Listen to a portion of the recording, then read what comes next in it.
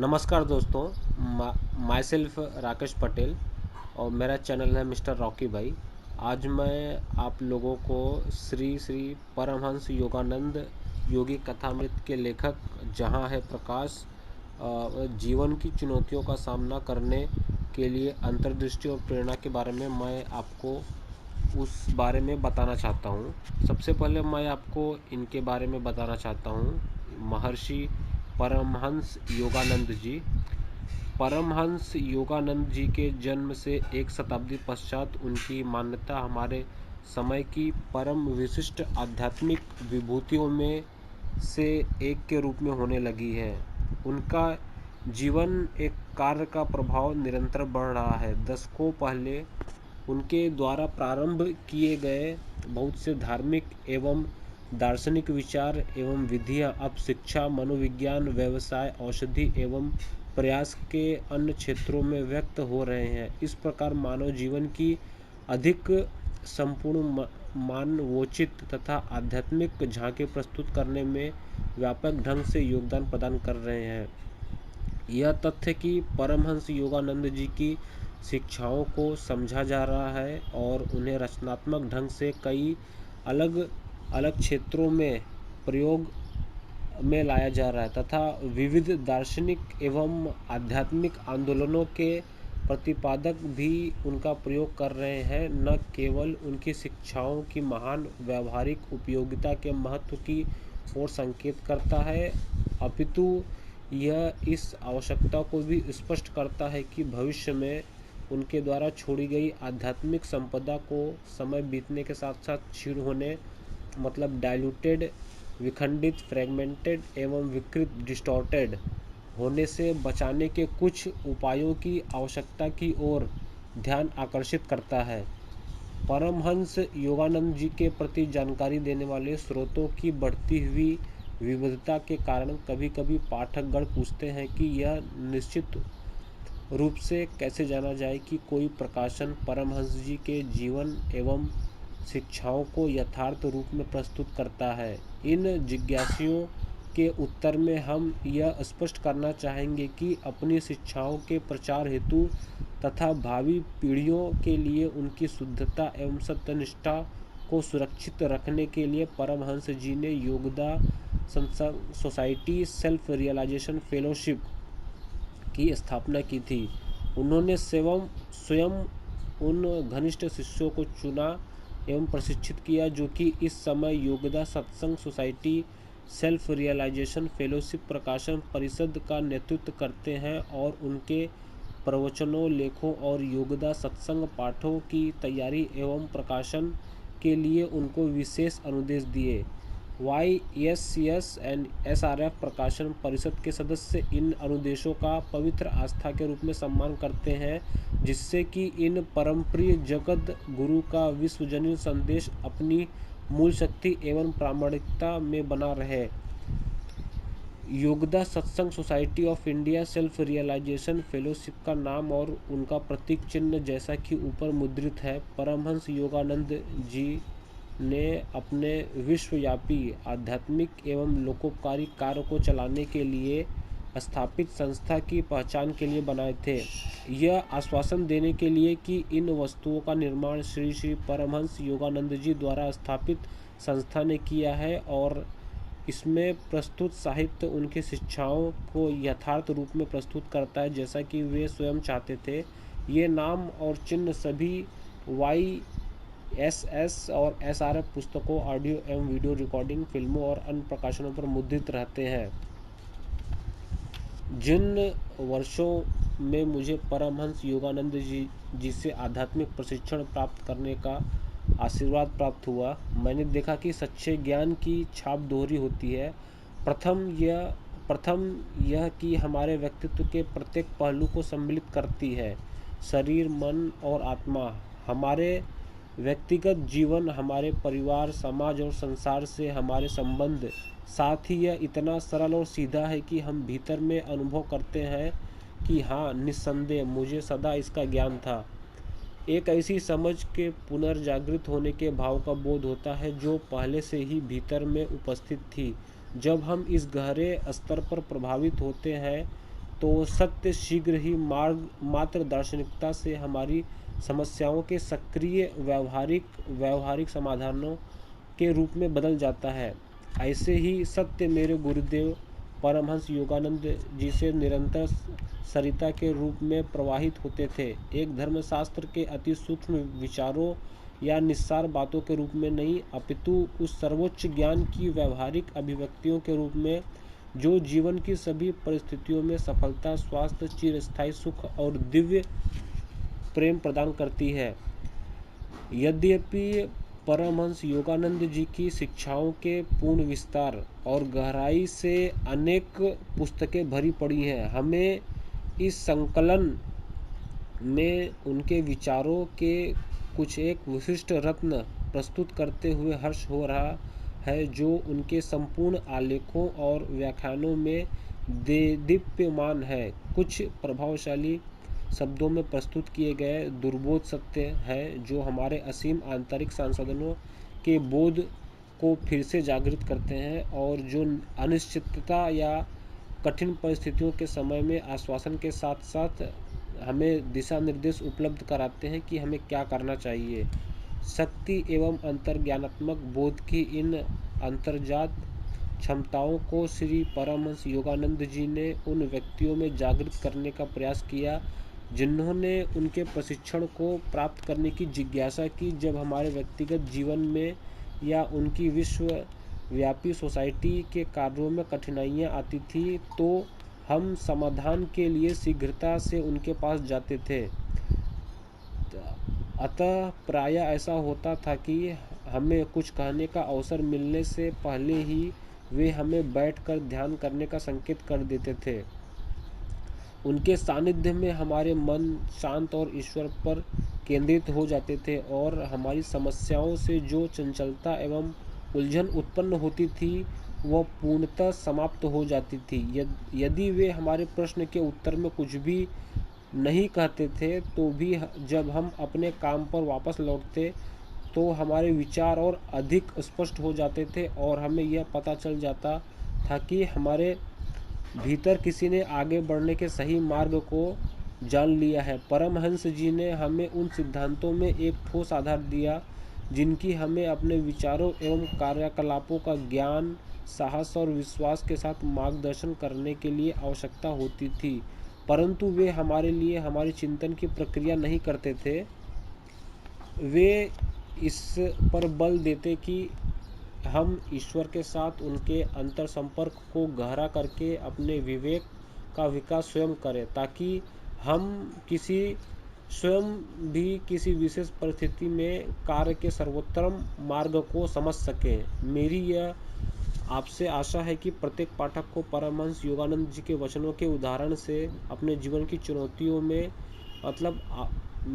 आपके जीवन में जितनी परेशानियां आ रही हैं और विजय पथ का मानचित्र बनाने के लिए ज्ञान और प्रेरणा मिलेगी। सर्वोपरि ईश्वर करे कि ये सत्य, शक्ति, आनंद और प्रेम के उन आंतरिक संसाधनों की खोज करने में चिरस्थायी प्रोत्साहन प्रदान करे जो ईश्वर के साथ हमारे शाश्वत संबंध से उत्पन्न होते हैं, क्योंकि उस खोज में भी जीवन की सर्वोच्च परिपूर्णता निहित है। खाली प्रतीत होने वाले अंतरिक्ष में एक कड़ी भूमिका यह है कि एक शाश्वत जीवन जो विश्व में सजीव एवं निर्जीव सभी वस्तुओं को जोड़ती है, प्रत्येक वस्तु में प्रवाहित होती है और महान जीवन की एक तरंग है।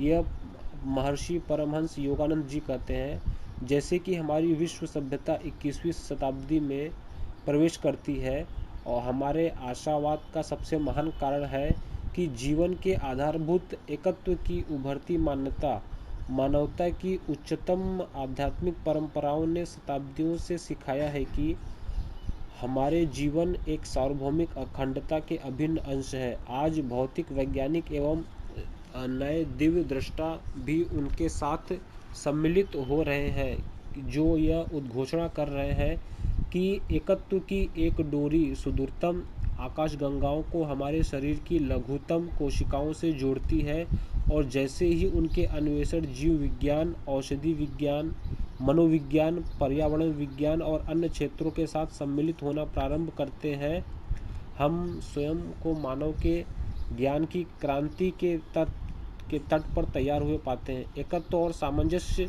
की झांकियों को देखते हुए, जो कि इतनी विशाल, विस्मयकारी रूप में इतनी परिपूर्ण है कि हमारे पास अपने बारे में और अपनी क्षमताओं के बारे में एक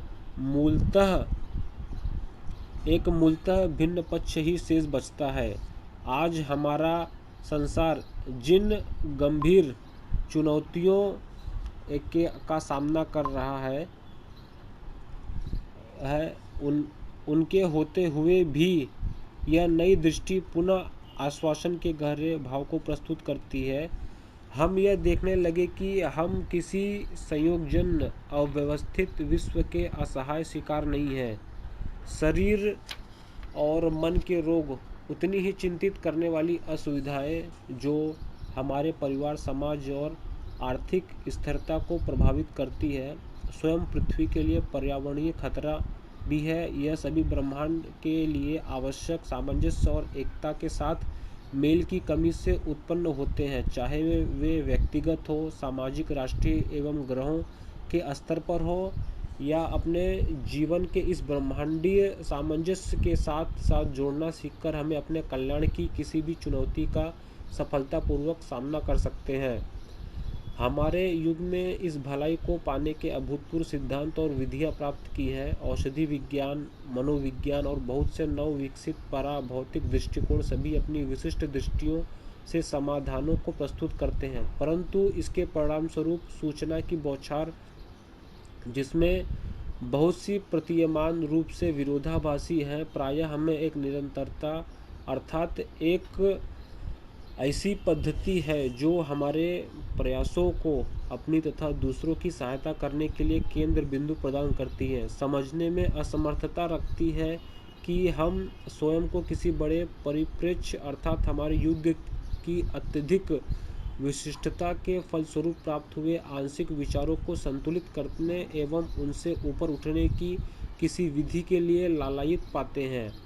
वह व्यापक परिप्रेक्ष्य जिसको पुरातन समय में विश्व की महान आध्यात्मिक परंपराओं के संस्थापकों ने खोजा था और जिसे अभी आधुनिक समय के अंगगण्य वैज्ञानिकों ने एक नए सिरे से देखा है, दर्शाता है कि विज्ञान और धर्म दोनों के मूल में सार्वभौमिक सिद्धांत हैं जो संपूर्ण दृष्टि का संचालन करते हैं। विज्ञान सत्य को केवल बाहर से ही देखता है। परमहंस योगानंद जी ने कहा था, तत्वज्ञानी सत्य को भीतर से बाहर तक देखता है, इसलिए उनमें परस्पर विरोध होता है, परंतु भगवत प्राप्त आत्माएं जो विज्ञान और तत्व दर्शन दोनों का ज्ञान रखती हैं, दोनों में बिल्कुल भी भेद नहीं पाती। वे विज्ञान और सत्य में समानांतरता को देखती है क्योंकि वे संपूर्ण दृश्य को देखती है। परमहंस योगानंद जी के जीवन कार्य यह दर्शाने के लिए हमें से प्रत्येक व्यक्ति संतुलन की उस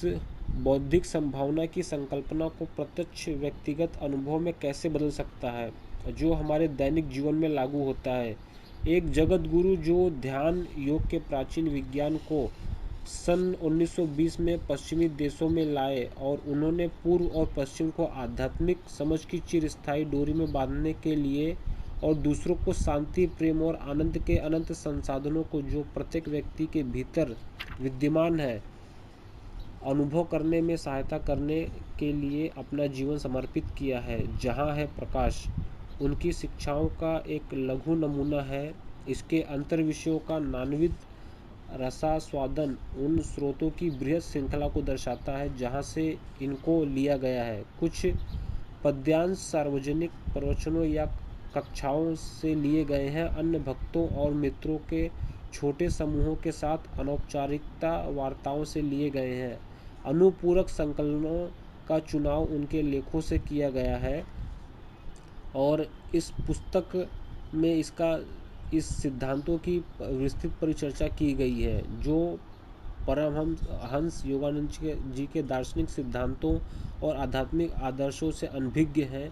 उनके लिए जहाँ है प्रकाश एक उपयोगी परिचय का काम करेगा। अतः मैं आप लोगों को जहाँ है प्रकाश परमहंस योगी योगानंद जी के बारे में मैं आपको बताना चाहता हूँ, जिन्होंने यह निर्माण किया है जहाँ है प्रकाश का मैं आपको पहला अध्याय आपको बताना चाहता हूँ, पार्ट 1। इनका अध्याय परमहंस योगानंद जी का पहला अध्याय है, हमारी अनंत क्षमताएं। जब हम मानव के संपूर्ण व्यक्तित्व को समझना प्रारंभ करते हैं तो हमें यह अनुभव होता है कि वह कोई साधारण भौतिक प्राणी नहीं है। उसके भीतर बहुत सी शक्तियां हैं जिनकी क्षमताओं का वह स्वयं को इस संसार की परिस्थितियों के अनुकूल बनाने में न्यूनाधिक मात्रा में प्रयोग करता है। उनकी क्षमताएं एक साधारण व्यक्ति की सोच से कहीं अधिक विशाल है। प्रत्येक छोटे बल्ब में प्रकाश के पीछे एक प्रबल वेगवान विद्युत धारा है। प्रत्येक छोटी लहर के नीचे विशाल सागर है और जो अनेक लहरें बन गया है। अतः ऐसा ही मनुष्य के साथ भी है। ईश्वर ने प्रत्येक मनुष्य को अपने प्रतिबिंब के रूप में रचा है तथा प्रत्येक को स्वतंत्रता दी है और यह आज़ादी भी दी है कि परंतु आप अपने अस्तित्व के स्रोत को तथा ईश्वर की उस अतुल्य शक्ति को भूल गए हैं जो आपका एक अंतर्निहित अंश है। इस संसार की संभावनाएं असीम है। मनुष्य की संभावित प्रगतिशीलता भी असीम है। आपका वास्तविक स्वरूप समस्त शक्तियों का विपुल स्रोत है, परंतु दैनिक जीवन में आप उसके अंश मात्र ही हैं जिसे प्रकट एवं अभिव्यक्त किया जा सकता है। आपका मूल स्वरूप अपनी क्षमता में अनंत है और आप वास्तव में जो कुछ है उस प्रत्येक वस्तु या व्यक्ति से कहीं अधिक महत्वपूर्ण है जिसकी कभी भी आपने उत्कट कामना की है। ईश्वर आप में जिस तरह से अभिव्यक्त है वैसे ही किसी अन्य मनुष्य में व्यक्त नहीं है। आपका चेहरा किसी अन्य व्यक्ति के चेहरे जैसा नहीं है। आपकी आत्मा किसी अन्य व्यक्ति की आत्मा जैसी नहीं है। आप स्वयं में पर्याप्त है क्योंकि आपकी आत्मा में ही है सभी निधियों से बड़ी निधि ईश्वर। सभी महाजन गुरु महाजन बताते हैं कि इस शरीर के भीतर अमर आत्मा उस ईश्वर की चिंगारी है जो सबका पोषण करते हैं। हमारा सच्चा व्यक्तित्व कहाँ से आता है? आज मैं आपको यह बताना चाहता हूँ। वह ईश्वर गॉड से आता है। वे परम चेतना है, परम अस्तित्व है और परम आनंद है। अपने अंतर में एकाग्रचित होकर आप अपनी आत्मा के दिव्य आनंद को सीधे भीतर में अनुभव कर सकते हैं और बाहर भी। यदि आप स्वयं को इस चेतना में स्थिर कर सकें तो आपका बाह्य व्यक्तित्व विकसित हो जाएगा और सब प्राणियों के लिए आकर्षक बन जाएगा। आत्मा ईश्वर के प्रतिबिंब में बनी है और जब हम आत्मबोध में स्थित हो जाते हैं तो हमारा व्यक्तित्व ईश्वर की श्रेष्ठता और सुंदरता को प्रदर्शित करने में लग जाता है। वही आपका वास्तविक व्यक्तित्व है। अन्य कोई विशिष्टता जिसे आप व्यक्त करते हैं न्यूनाधिक एक आरोपण मात्र है। वे वास्तविक आप है ही नहीं। आपके सामर्थ्य के अनुसार उत्कृष्टतम एवं सुंदरतम करने और बनने की प्रेरणा प्रत्येक महान उपलब्धि की रचनात्मक प्रवृत्ति है। हम यहाँ पर पूर्णता को प्राप्त करने के लिए प्रयासरत हैं क्योंकि हम ईश्वर के साथ अपनी एकात्मता को पुनः स्थापित करने की इच्छा करते हैं। आत्मा पूर्णतया परिपूर्ण है, परंतु जब यह अहम के रूप में शरीर के साथ एकरूप हो जाती है तो मानवीय अपूर्णताओं के कारण इसकी अभिव्यक्ति विकृत हो जाती है। योग हमें स्वयं में तथा दूसरों में दिव्य प्रकृति को जानना सिखाता है। योग ध्यान द्वारा हम जान सकते हैं कि हम देवता हैं। हिलते हुए पानी में चंद्रमा का प्रतिबिंब स्पष्ट रूप से नहीं देखा जा सकता, परंतु जब पानी की सतह शांत होती है तो चंद्रमा का स्पष्ट प्रतिबिंब दिखाई देता है। ऐसा ही मन के साथ है। जब यह शांत होता है तो आत्मा के चंद्रमा रूपी चेहरे का प्रतिबिंब आप स्पष्ट रूप से देखते हैं। आत्मा के रूप में हम ईश्वर के प्रतिबिंब हैं। जब ध्यान की प्रविधियों द्वारा हम मन की झील से चंचल विचारों को हटा देते हैं तो हम अपनी आत्मा को परमात्मा के एक परिशुद्ध प्रतिबिंब के रूप में देखते हैं और यह जान लेते हैं कि परमात्मा और आत्मा एक ही है। आत्म साक्षात्कार शरीर, मन एवं आत्मा में यह जानना है कि हम ईश्वर की सर्वव्यापकता के साथ एक हैं, कि हमें यह प्रार्थना नहीं करनी है कि वे हमारे पास आए, कि हम न केवल सदैव उनके समीप हैं, अपितु ईश्वर की सर्वव्यापकता हमारी सर्वव्यापकता है, यह कि हम उनके अब भी उतने ही अंश हैं जितने कि हम सदैव रहेंगे। हमें केवल इतना ही करना है कि हम अपनी जानकारी सुधारें, अपने मन को भीतर हमेशा एकाग्रचित करें। आप शरीर, मन एवं आत्मा में एक नवीन शक्ति, नवीन बल, एक नवीन शांति का अनुभव करेंगे। ईश्वर के साथ साथ संपर्क स्थापित करें। आप अपनी स्थिति को नश्वर मानव से अमर मानव में बदल देते हैं। जब आप ऐसा करेंगे तो आपको सीमित करने वाले समस्त बंधन टूट जाएंगे। आपके भीतर शक्ति के भंडार हैं जिन्हें खोजा नहीं गया है। आप इस शक्ति को सभी कार्यों में अनजाने में प्रयोग करते हैं और आप कुछ परिणाम भी प्राप्त करते हैं, परंतु यदि आप अपनी आंतरिक शक्तियों को सचेत रूप से नियंत्रित करना और प्रयोग करना सीख लें तो आप इसे भी बहुत अधिक उपलब्धि प्राप्त कर सकते हैं। हमारे अंदर एक बहुत ही आंतरिक शक्ति होती है जिसे हम कभी पहचान नहीं पाते हैं। जो इन शक्तियों को पहचान लेता है वो बहुत ही बड़ी उपलब्धि प्राप्त कर सकता है। इस संसार में कुछ ही लोग शरीर, मन एवं आत्मा की क्षमताओं को सचेतन रूप से विकसित करने का प्रयास करते हैं। शेष लोग अतीत की परिस्थितियों के शिकार हो जाते हैं।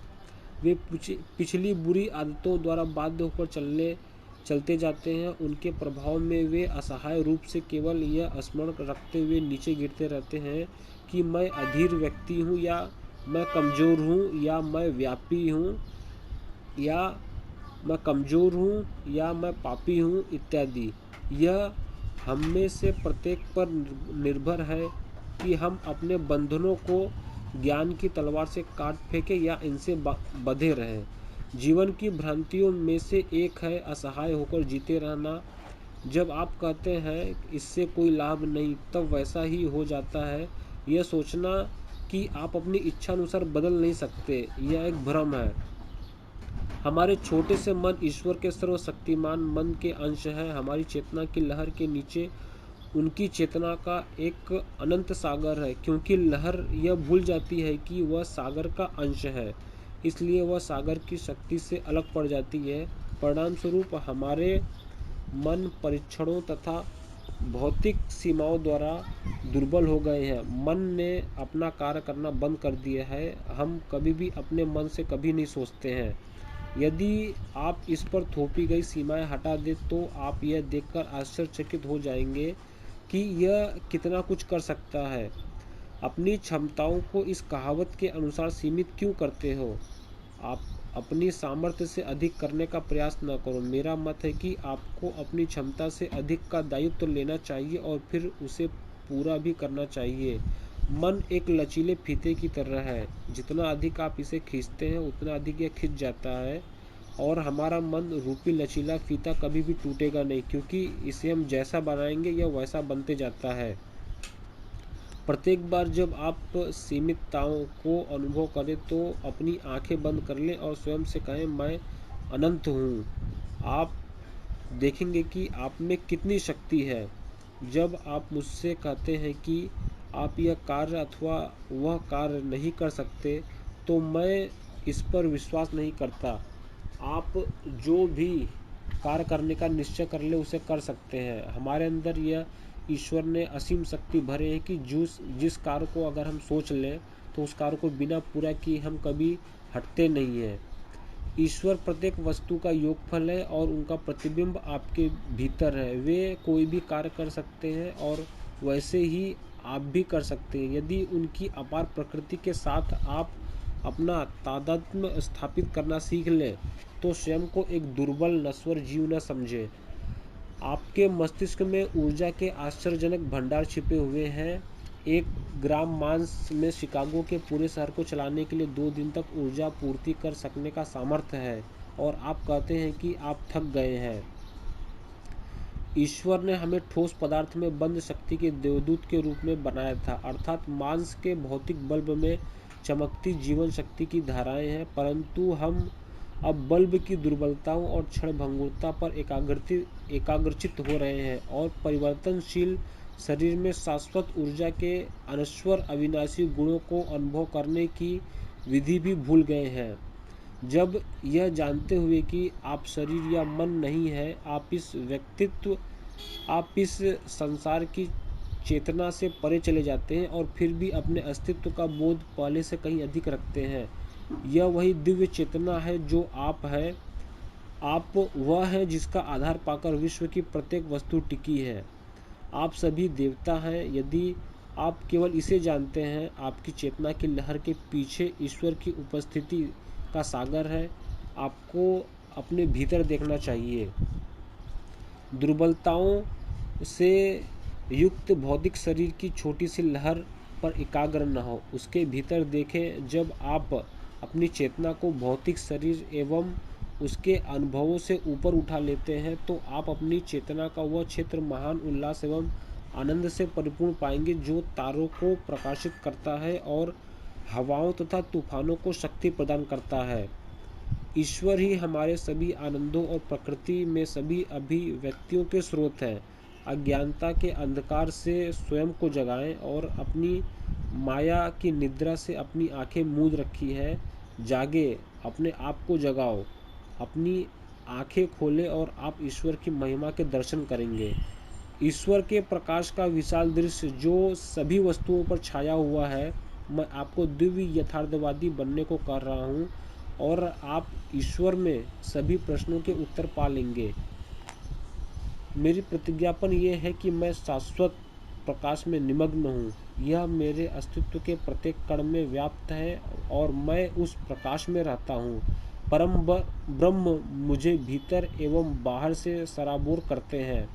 हे परम पिता, मेरे जीवन की नन्ही लहरों की सीमाओं को तोड़ दे ताकि मैं आपकी विशालता के सागर में मिल सकूं। तो दोस्तों, यह था महर्षि परमहंस योगानंद जी का पहला अध्याय, जहाँ है प्रकाश का एक पहला पार्ट, हमारी अनंत क्षमताएं, जो कि आज समाप्त हुआ है।